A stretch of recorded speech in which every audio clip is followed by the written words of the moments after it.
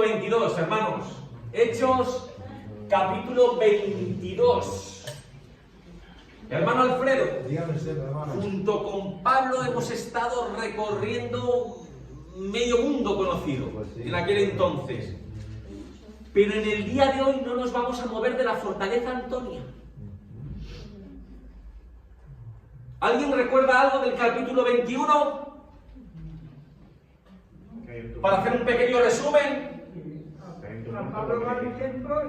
Hay un tumulto, ¿no? Hay un tumulto, ¿verdad? Hay un tumulto. ¿Como consecuencia de qué, Alberto? Pedro José, sí, Pedro José. ¿Como consecuencia de qué? Que tenían envidia. Envidia, hay una acusación que es falsa. Claro. ¿De qué acusan al apóstol Pablo?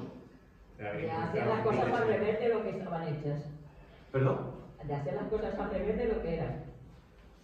Sí, Y de haber metido a gentiles en el templo. Ahí, ¿no? Tenemos a Trófimo. Y le acusan de haber metido a un gentil en el templo. Trófimo era efesio. Y ya explicamos que el templo tenía diferentes atrios. Cualquier persona, pura o impura, podía acceder al templo. Hombre, al atrio de los gentiles, sí. Hasta ahí cualquiera.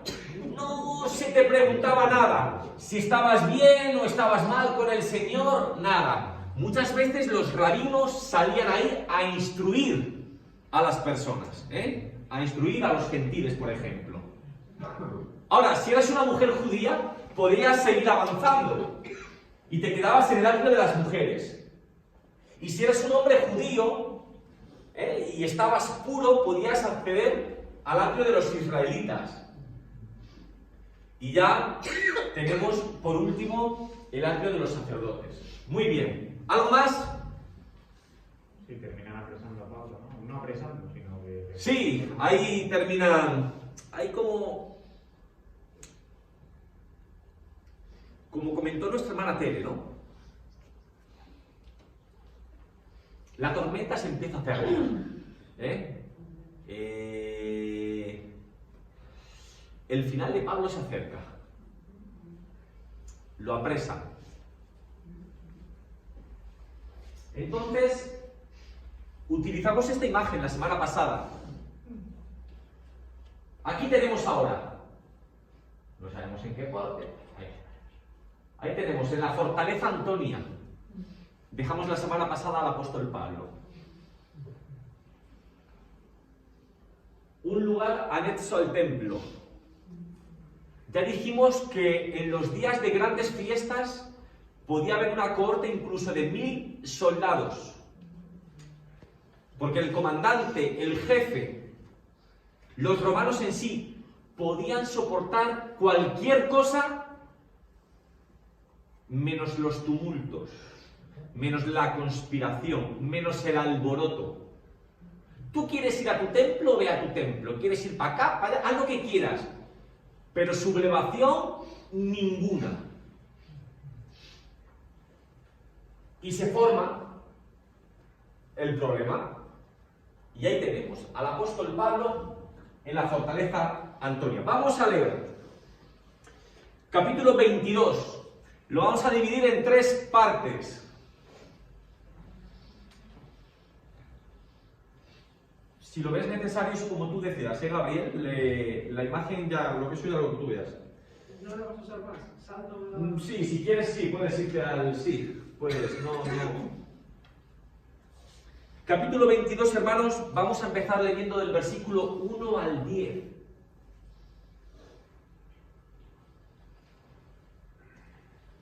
Y les voy a pedir su opinión al respecto. A ver qué es lo que ustedes ven. ¿O qué les llama la atención? Versículo del 1 al 10. Varones, hermanos y padres, es Pablo. Previamente se ha dirigido al comandante y ha pedido permiso para hablar. Con el comandante, ¿en qué hablo? En griego. Vale. Y el comandante, al darse cuenta de que no es mera chusma, que es un hombre culto, decide otorgarle la palabra.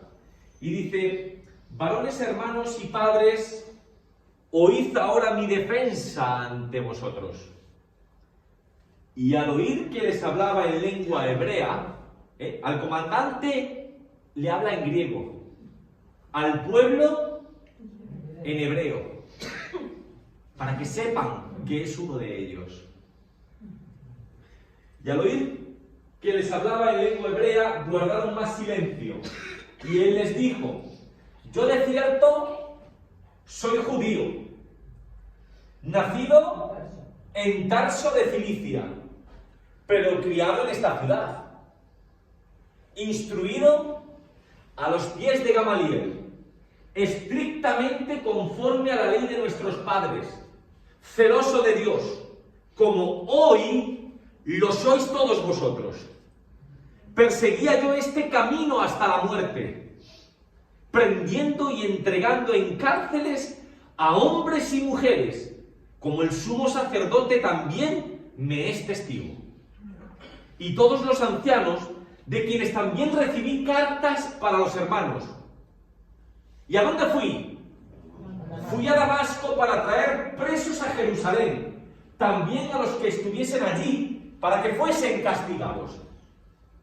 Pero aconteció que yendo yo, al llegar cerca de Damasco, como a eso del mediodía, de repente me rodeó mucha luz del cielo, y caí al suelo, y oí una voz que me decía: Saulo, Saulo, ¿por qué me persigues?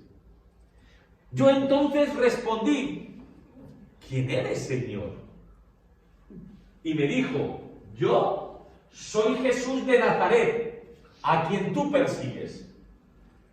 Y los que estaban conmigo vieron a la verdad la luz y se espantaron.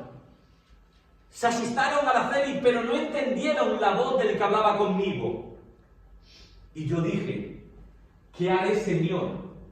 Y el Señor me dijo: levántate, ve a Damasco, y allí se te dirá todo lo que está ordenado que hagas. Tere, ¿qué te llama la atención? Marisa, Pilar, Jacinta, Pedro José. Pues como empieza el 22, que termina el 21, dice: varones, hermanos y padres, oíd ahora mi defensa ante vosotros. Pablo considera a los padres, a las personas que creen en la misma religión que creía él, y dan testimonio. Entonces, él los respeta. Y como vemos en las lenguas que habla, que domina, pues tiene mucha autoridad y respeto. Sí. Es lo que veo al principio. Muy bien. Hay una cosa curiosa que has empezado a apuntar al principio. Pablo va a presentar su defensa. Pero fíjese, hermano Alfredo, no es una defensa que consista en razonamientos. Él va a hablar de su testimonio personal, y eso es irrefutable.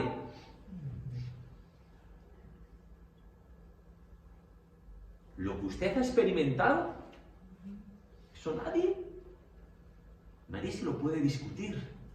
Es su experiencia vital. Así que fíjense en lo que les he leído y lo que falta por leer. Él no les razona, les habla de su testimonio de vida, lo que le ha ocurrido. Muy bien, Pedro. Un encuentro personal. Sí. Quiero ver si alguien dice algo más, pero en esta defensa, Pablo la va a dividir en dos cosas. Primero va a hablar de las cosas que le identifican con los que le están escuchando. Que si yo soy como vosotros. Pero luego también va a hablar Mónica de lo que le distingue de ellos. Y es una razón poderosa, y es que él ha tenido un encuentro con Jesús. Él lo ha oído, pero los que estaban alrededor no le oían. Si yo soy como vosotros, como vosotros. Pero hay una pequeña diferencia, que yo me encontré con el Señor.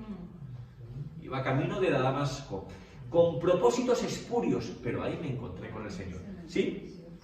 No, Luego argumentamos un poquito más. lo que quería decir es que también hay una cosa que debemos tener presente, porque esto ocurre hoy día. Si, por ejemplo, hoy día una persona le dice, oye, mira que yo soy cristiano evangélico, muchos llegan a pensar, a este le han comido el foco, le han comido el cerebro. Una cosa que Pablo deja allí en claro es que él no era, digamos, ninguna persona torpe de la vida. Él dice dónde se había educado, a los pies de quién se había educado. Es decir, que era un hombre con unas cualidades, unas capacidades, unos conocimientos que no se debería dejar, digamos, de arrastrar o engañar por cualquiera. Muy bien, y a esto saco a colación esta pregunta. ¿Qué aplicación podemos obtener de esto? Que tal vez considere que tengo la información correcta, la educación precisa, pero que lo que estoy haciendo no es acorde a la voluntad de Dios. Mira, vamos a verlo de otra manera. En primer lugar, Mónica, hemos dicho que se identifica con los que le está escuchando. ¿Qué dice? Yo soy judío. Él se enorgullecía, cada vez que tenía la oportunidad lo decía. Hebreo de hebreos, del linaje de Israel. Circuncidado al 8º día. En cuanto a la ley, celoso. Era de Tarso de Cilicia, que no era cualquier ciudad, Tere. Era sumamente importante. Era un puerto del Mediterráneo. Ahí desembocaba el río Citno. Ahí acababa la carretera que comenzaba en el lejano Éufrates y que atravesaba todo Asia Menor. Fíjense si era sumamente importante, que era la ciudad universitaria por excelencia. Atenas y Corinto había perdido su brillo inicial y ahora la universidad más importante estaba en Tarso. Fíjense, seguramente él se educó allí, pero posteriormente también lo hizo a los pies de Gamaliel, que se le conocía a Araceli, por si tu Biblia de estudio no lo pone, toma ya, como la gloria de la ley. Y que dicen los comentaristas que seguramente había muerto como unos 5 años antes, instruido a los pies de Gamaliel. Lo mejor de lo mejor. Anda, lo pone. En Hechos 5:34. Qué buena Biblia. Qué buena Biblia. Para que veas, eso para que... Por eso era rabino también, él era un rabino. Y también, ¿qué dice que era? Perseguidor del camino. Habla con palabras que el vulgo puede entender. Ahí no habla de iglesia, no habla del cristianismo, habla del camino. Como ellos lo conocían. Hasta ahí se puede identificar con ellos. Pero hay algo que le diferencia. Y es que ha tenido un encuentro con el Señor. Él cree, y así lo predica, que el Señor Jesús es el Salvador de toda la humanidad y que Dios ama a todo el mundo. Y eso un judío no podía consentirlo, porque para un judío Dios solo amaba a su pueblo.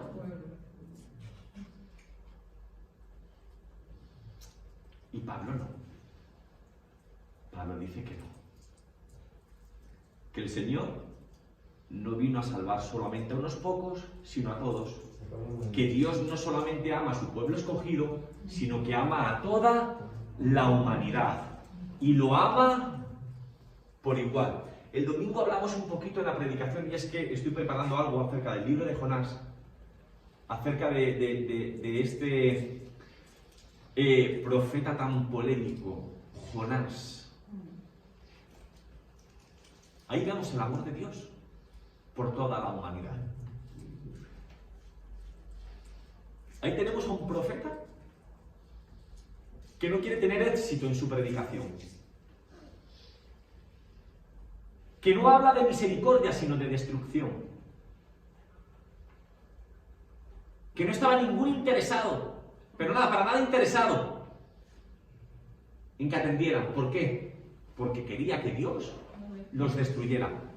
Los judíos es lo que querían para los gentiles, que no se convirtieran al judaísmo, que Dios los destruyera.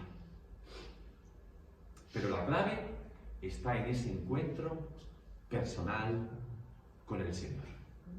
Muy bien, ¿algo más de eso? Avanzamos. Versículos del 11 al 21. Versículos del 11 al 21.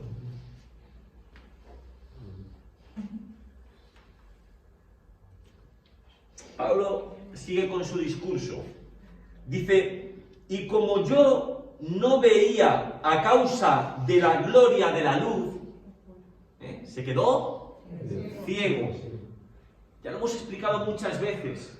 Algunos piensan que tal vez ese era su aguijón en la carne. Otros comentaristas dicen que no, que tal vez contrajo la malaria en alguno de sus viajes misioneros. Pero bueno, yo lo dejo ahí, para que tengamos esa información. Él se quedó ciego. Dice, llevado de la mano por los que estaban conmigo, llegué a Damasco. Entonces uno llamado Ananías. ¿Y cómo era Ananías, Sofía? Varón piadoso según la ley, que tenía buen testimonio de todos los judíos que allí moraban. Pues este vino a mí, y acercándose me dijo, hermano Saulo, recibe la vista. Y yo en aquella misma hora recobré la vista y lo miré. Y él dijo, el Dios de nuestros padres te ha escogido para que conozcas su voluntad y veas al justo y oigas la voz de su boca.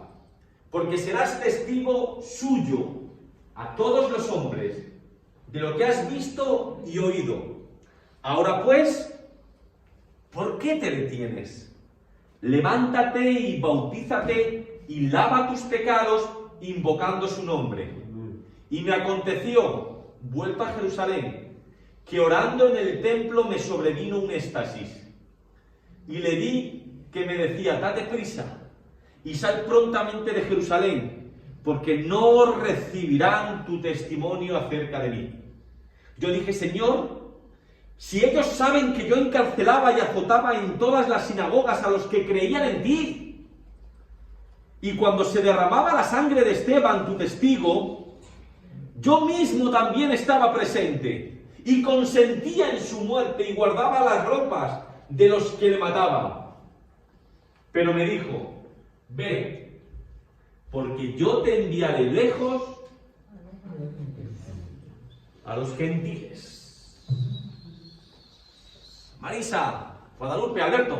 No, yo quería preguntar, pero no me ha quedado muy claro. Porque, o sea, cuando has hecho referencia a lo de la carne, o sea, yo tenía entendido que eso es algo, un problema que por lo que se entiende de lo que ha ido diciendo Pablo cuando lo menciona, es algo que llevaría bastante tiempo con él y que no se mejoraba. Entonces, ¿cómo lo...? O sea, porque has hecho referencia al tema de lo de la vista, pero si entiendo bien, lo de la vista fue algo pasajero hasta que Ananías lo...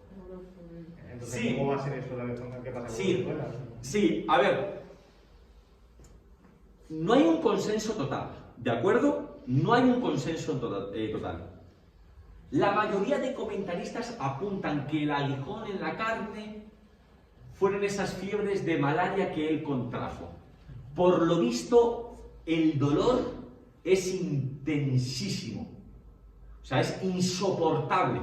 Hasta tal punto que, si recuerdas, en su primer viaje misionero no se queda en la costa a predicar, sino que se adentra en la meseta.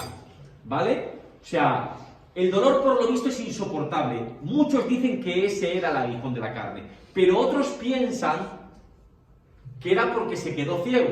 Y ahí es donde respondo tu pregunta. Algunos piensan que su vista no fue restablecida 100%, al completo.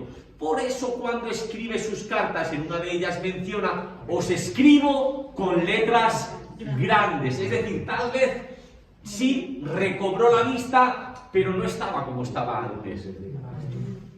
Lo que digo son hipótesis. No sabemos si lo uno es cierto o lo otro o es otra cosa.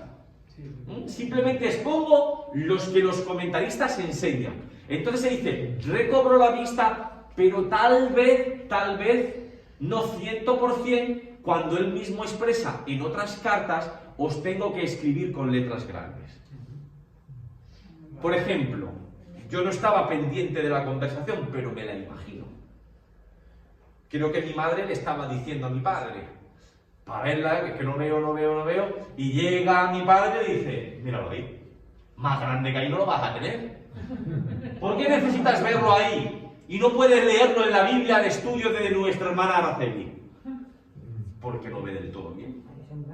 Y ahí son letras grandes. ¿Por qué Pablo tendría que escribir con letras grandes? Porque la vista muy bien no andaría, ¿vale?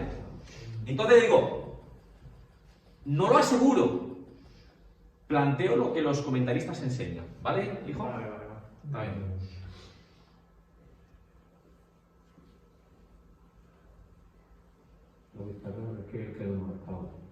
Sí. Bueno, miren, vamos a hablar de una cosa. Primero él sigue para sacar temas, a ver si nos vamos dando cuenta entre todos, para sacar temas, él sigue identificándose con los judíos. Y lo hace nombrando el nombre de Ananías. Con Ananías es con quien tiene el encuentro, ¿no? No lo tiene con Pedro, no lo tiene con Timoteo, no lo tiene con Silas. En Damasco se encuentra con Ananías. ¿Y cómo describe a Ananías? Un hombre íntegro y piadoso conforme a la ley. Oh, eso cualquier judío. Pues ese fue el que me instruyó. Muy bien. Hay otra cosa que necesito explicar. ¿Sí, Pedro? Yo veo cómo le habla Ananías. Vino a mí acercándose y me dijo: hermano Saulo, recibe la vista, y yo en aquella misma hora recobré la vista. Y en el 14, y le dijo: el Dios de nuestros padres te ha escogido, por si tenía duda, para que conozcas su voluntad y veas al justo y oigas la voz de su boca. Sí, Señor. Sí, Señor. Ese es el versículo más importante de todo el texto. El más importante. Porque describe la vida del apóstol Pablo, y no solamente la del apóstol Pablo, sino la de cada uno de nosotros.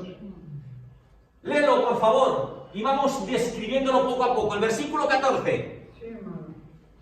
El versículo 14, y le dijo: el Dios de nuestros padres te ha escogido para que conozcas su voluntad. Bien, paramos. El resumen de la vida de Pablo se divide en 3 partes. Primera, Sofía, conocer su voluntad. ¿Para qué necesitamos conocer la voluntad del Señor? Para hacerla. Para poder aplicarla. Pero no hemos dicho antes que él se instruyó a los pies de Gamaliel ¿Y de qué le sirvió esa instrucción si daba muertos, si perseguía a la iglesia? ¿De qué le sirvió tanta formación? Ahora luchaba por conocer la voluntad del Señor y poder aplicarla, que de eso se trata el cristianismo. De eso se trata el cristianismo. No de una experiencia, o sea, no de una apariencia exterior, no de simple o mera palabrería, sino de una vivencia de lo que entiendes como la voluntad del Señor. Ahora yo les pregunto, a ver si alguien me puede ayudar, porque ando un poco despistado. ¿Cómo podemos conocer la voluntad del Señor? Leyendo su palabra. Leyendo su palabra. Siendo obediente ¿Siendo obediente a qué? a la voluntad de Dios. A la voluntad del Señor, que por ejemplo está expresada en su palabra. ¿Qué más? ¿Cómo podemos más conocer la voluntad del Señor? ¿Hay alguna forma más? No viene mal la oración tampoco, ¿verdad? No viene mal, ¿no? No viene mal la oración, ¿verdad? ¿Que la oración no viene mal? Pero no una oración, esa oración egoísta, que sale de lo más profundo de Félix, que de lo único que se encarga es de pedir lo que le apetece. Señor, ¿por qué no me concedes el nuevo C4? Señor, ¿no crees que tu siervo se merece unas vacaciones en Punta Cana? No, es ese orar que es capaz de despojarse de todo egoísmo para poder percibir lo que realmente Dios quiere de ti. Miren, yo les voy a decir un pecado de juventud. Claro, yo tenía que leer la Biblia, porque un buen cristiano lee la Biblia. Y hay unos métodos impecables, ¿eh? La Biblia en un año. Y me gastaba en 10-15 minutos todo lo que tenía que leer. Marisa, yo leía la Biblia, ¿eh? Leía la Biblia. Y si nos ponemos a comparar, he leído la Biblia unas cuantas veces, ¿eh? Pero, ¿qué, Tere? ¿Qué? ¿No es más bonito desde la humildad no pretender saber más que Mónica, o más que Araceli, o más que Guadalupe? Desde la humildad, decirle al Señor, háblame, que no sea yo, que seas tú. Y leerte 5, 10, 15, 20, 30 versículos. Meditar en lo que esos versículos te dicen. Pedro, primero, conocer su voluntad. Amén. No para presumir de conocimiento, para tener el arrojo y el valor de aplicarla. Segundo, sigue leyendo. Segundo, El segundo, y oiga la voz de su voz. antes, después de conocer la voluntad de Dios. Que vea el justo. Ver al justo. Eso, ver al justo. ¿Qué significa eso para nosotros, Tere? Caminar de la mano de nuestro Señor Jesús.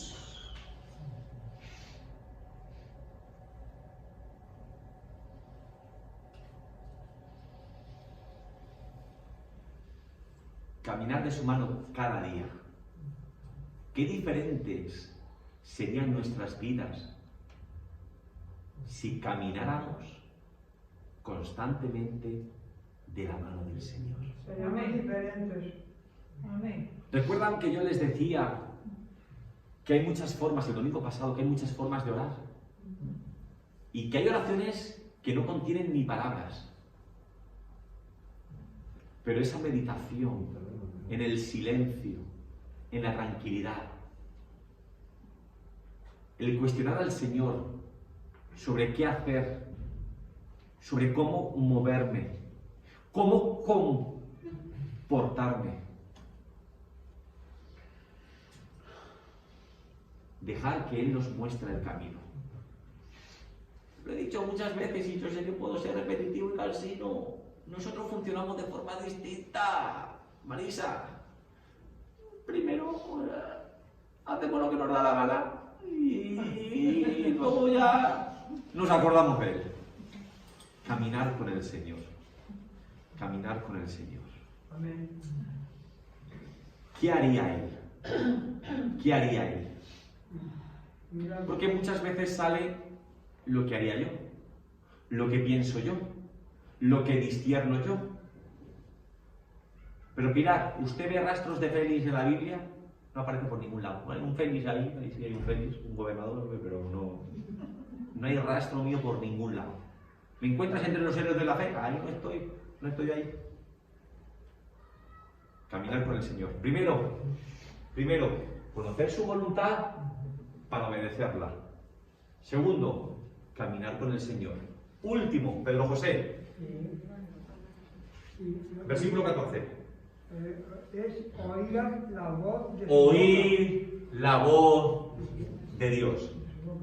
Y les digo, para que Juani no le diga a Guadalupe cuando vaya a casa, os habéis vuelto locos aquí, ¿no? O hermana, ¿tú le escuchas a Dios? A ver, audiblemente Dios no te va a hablar. No sé, a lo mejor es que tengo yo poca fe, pero no espero que el Señor ahora hable y yo me quede aquí callado, no lo espero. No espero que me llame por el teléfono móvil, tampoco lo espero. Pero si tenemos la actitud correcta, el Señor constantemente nos habla. Nos habla. Nos habla de formas muy diversas. Nos habla a través de su palabra. Nos habla en ese momento de oración que no solamente es un y yo, sino en el que yo hablo pero también escucho. Nos habla a través de la conciencia. Nos habla a través de otras personas. Y no esperen grandes predicadores, que siempre vamos a lo mismo, que yo lo agradezco. No, yo sé que no soy un gran predicador, pero no es lo mismo, no. De otras personas. Si supiéramos la cantidad de veces que Dios nos habla a través de otras personas, pero no lo valoramos porque esas personas nos resultan insignificantes. Pero yo ya le he dicho muchas veces a la iglesia, y se lo digo Juan, la mayoría de las bendiciones que usted vaya a recibir en esta vida vienen encapsuladas en personas. Amén.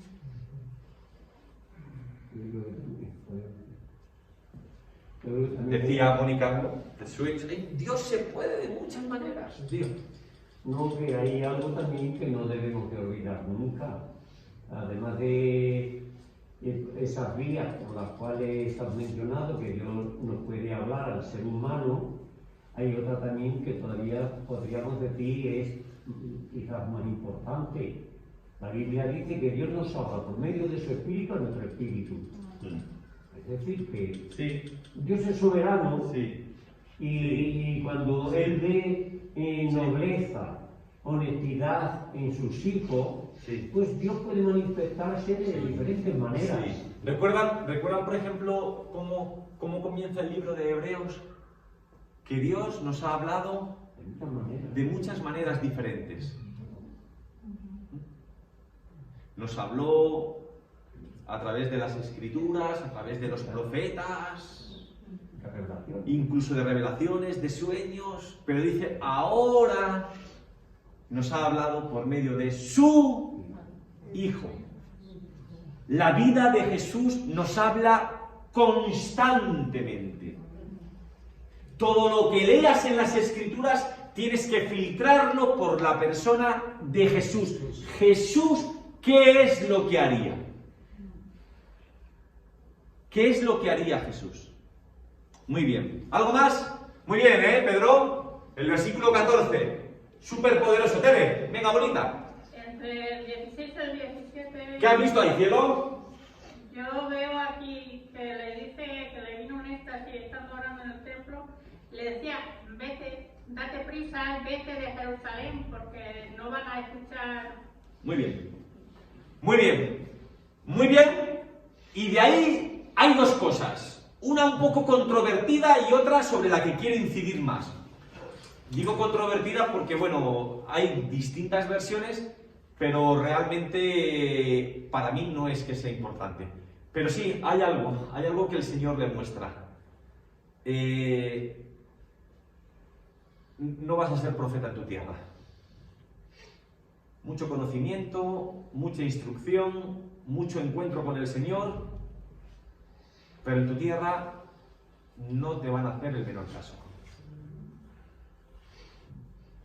Y Pablo se sentía mal, Tere, porque él lo dice ahí. Pero ¿quién es mejor que estos? Que supieron de mi pasado, sabían que yo perseguía la iglesia, ellos mismos pueden ver el cambio que mi vida ha tenido. Y Dios le dice, no te van a escuchar.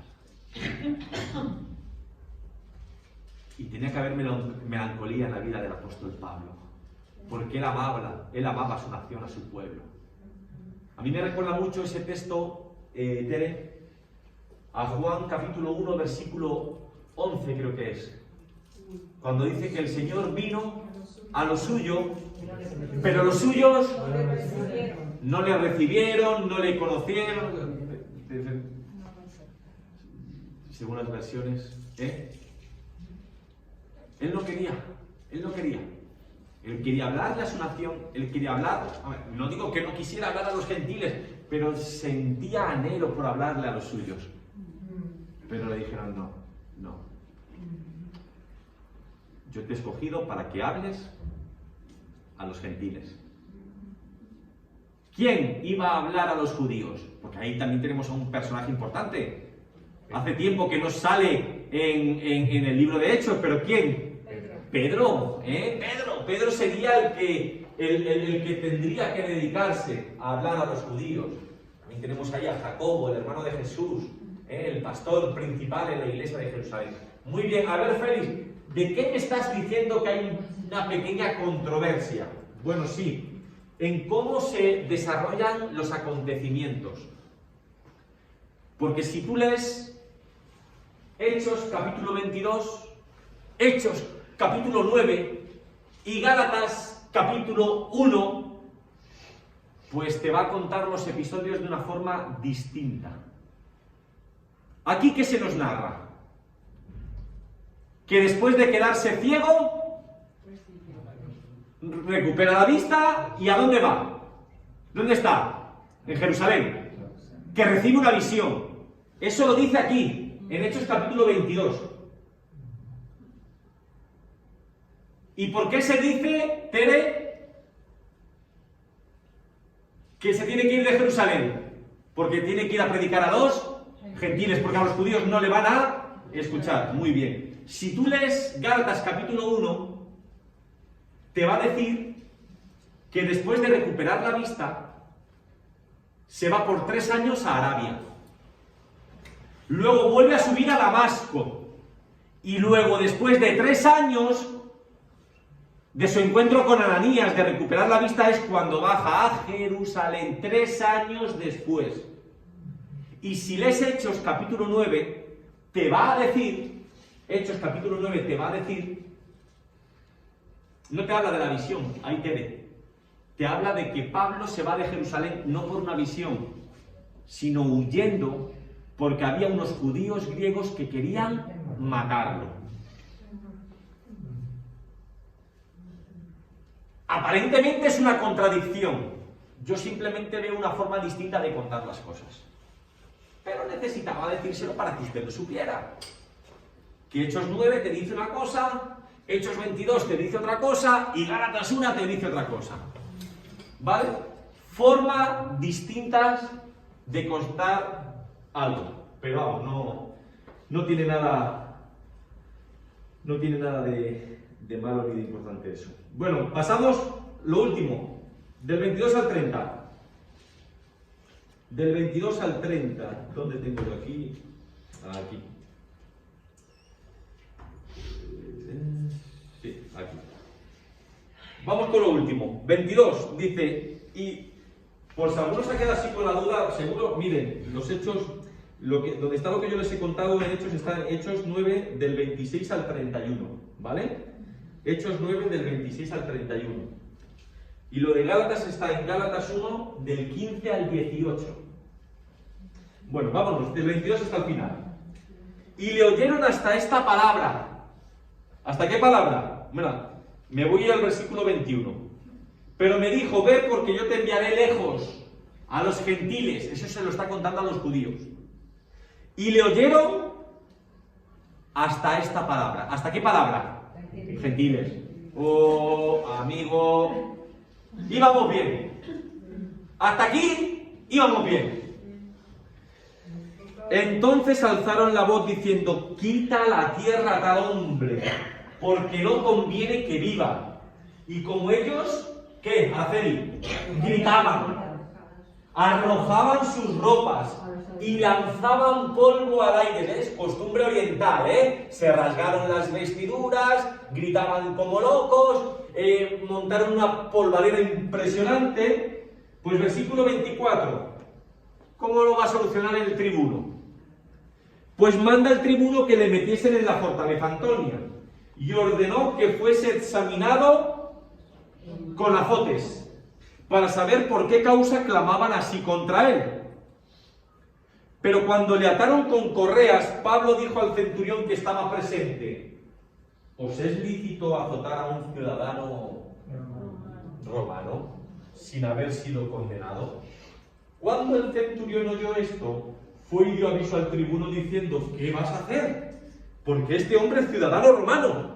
Vino el tribuno y le dijo, dime, ¿eres tú ciudadano romano? Él dijo, sí. El tribuno le respondió, pues yo con una gran suma adquirí esta ciudadanía. Entonces Pablo dijo, pero yo lo soy de nacimiento. Así que luego se apartaron de él los que le iban a dar tormento, y aun el tribuno, al saber que era ciudadano romano, también tuvo temor por haberle atado. Al día siguiente, queriendo saber de cierto la causa por la cual acusaban a los judíos, le soltó de las cadenas y mandó venir a los principales sacerdotes y a todo el concilio, y sacando a Pablo, le presentó ante ellos.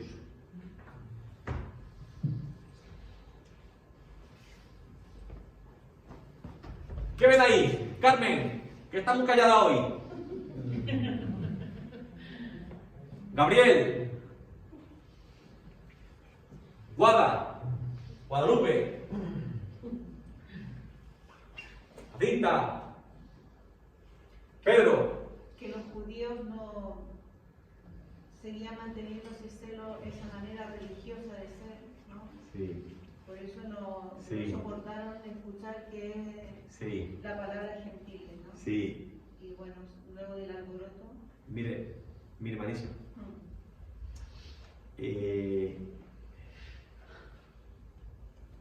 Los judíos no tenían ningún problema con que se les predicara a los gentiles y en aceptarlos, siempre y cuando estos se circuncidaran y guardaran la ley. ¿Dónde está el problema aquí entonces? En que Pablo les habla de las bondades mesiánicas a los gentiles sin que se circunciden y sin que guarden la ley. ¿Pablo habló mal de la ley alguna vez? ¿Apostató de la ley? No. Él hablaba de la ley que se cumplía en Cristo Jesús. Si Pablo hubiera predicado a los gentiles y les hubiera convencido de circuncidarse y de que guardaran la ley, nunca hubiera tenido problema alguno. El problema, Marisa, consistía en eso. En eso. ¿Qué más? Lo de Marisa era lo que iba a decir. Sí. Porque tenían un problema siempre y todavía lo tienen. Sí. Y yo luego en el 25 Y ya, el hombre ya se veía atado, lo Sí. iban a atar y a castigar, Sí, y echó mano a su ciudadanía. sí, sí, Y le quitó pues, una gran carga claro. y un gran pesar. Miren, para eso que acabas de decir, hermano Pedro, Cicerón decía lo siguiente: es una injuria atar a un ciudadano romano. Es un crimen azotarle, y matarle es tan malo como asesinar a un padre. Así es que imagínense al tribuno cuando se enteró de que ese que hablaba era un ciudadano romano. ¿Qué es lo que pensó? Se me cae el pelo. O sea, se me cae el pelo, pero literalmente, literalmente, literalmente. Les recuerdo algo que ya expliqué una vez. El tribuno, ¿por qué era ciudadano romano? Lo pone en el texto. Porque había comprado la ciudadanía romana. Había dos formas, ¿no? Pues si tú no eras romano, bueno, tenías dos formas de poder ser ciudadano romano. Comprando la ciudadanía romana, y tienes que tener mucho dinero, porque eso no era barato, ¿vale? Tienes que tener mucho dinero, o te lo tenías que ganar en el campo de batalla. Este tribuno había pagado mucho dinero. De ahí los comentaristas deducen que el apóstol Pablo, que dice que lo es de nacimiento, pero no hace, que los padres de Pablo tenían mucho dinero.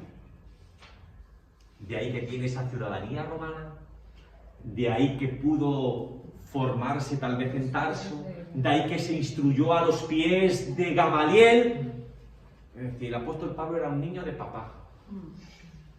El orgullo, el padre gastándose ahí dinero para que el niño se vaya de predicador. Pablo muy contento, pero el padre seguro que estaba frustrado. Muy bien, algo más, hermanos. Algo más, ¿qué ven ahí? Pedro. El 30. El 30, ¿qué ves en el 30? Pues, después que estaba de día para adentro, Sí. pues la causa los querían saber, los de los judíos y los sacerdotes, que Sí. habían estado con cadenas, Sí. y entonces el concilio se acercaron a Pablo y le presentaron a ellos. Bien. A ver qué pasaba. Sí, con eso ya seguiremos la semana que viene. ¿Recuerdan el anhelo que Pablo tenía de ir a Roma? Sí. Pues al final iba a conseguirlo. Lo que pasa es que llegó como preso.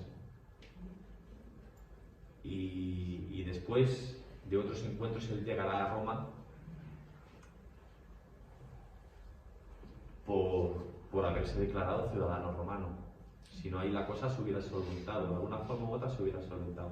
Quiero decirles una cosa, hermanos. En la Biblia no aparecen estos datos, pero el castigo al que se les sometía a esta clase de personas era durísimo. Muchos no lo soportaban. Cuando hablamos ahí de que lo azotaban, muchas veces eran látigos de cuero, incrustados con hueso o plomo. Muchos perdían la cabeza, no soportaban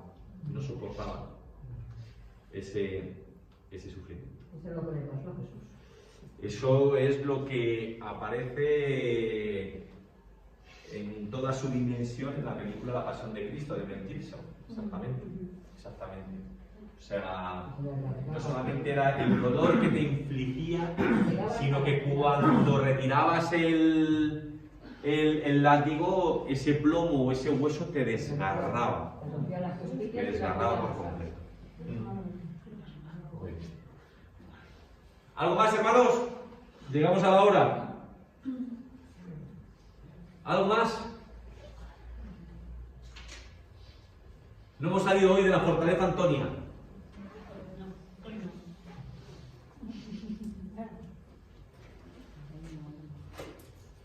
Juani, ¿alguna duda?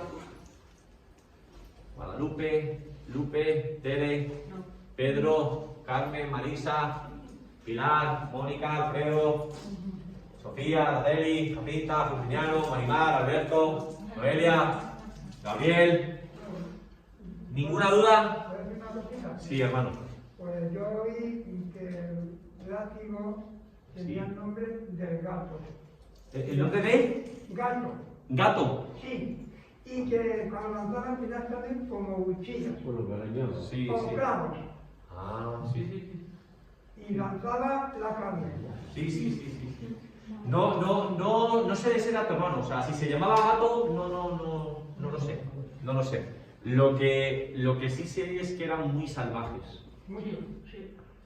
Mire, una cosa, para entender mejor, lo de Jonás.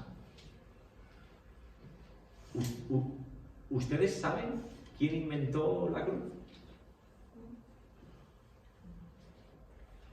Los asirios. ¿Y Nínive? ¿De dónde era capital? Del imperio asirio. O sea, eran salvajes. Eran crueles. No tenían piedad. Lo peor de lo peor. Y ahora llega Dios y tiene misericordia de esos que inventaron la cruz, que eran despiadados, que no tenían misericordia, y por eso Jonás prefiere irse a España. Algunos dicen que Tarsi,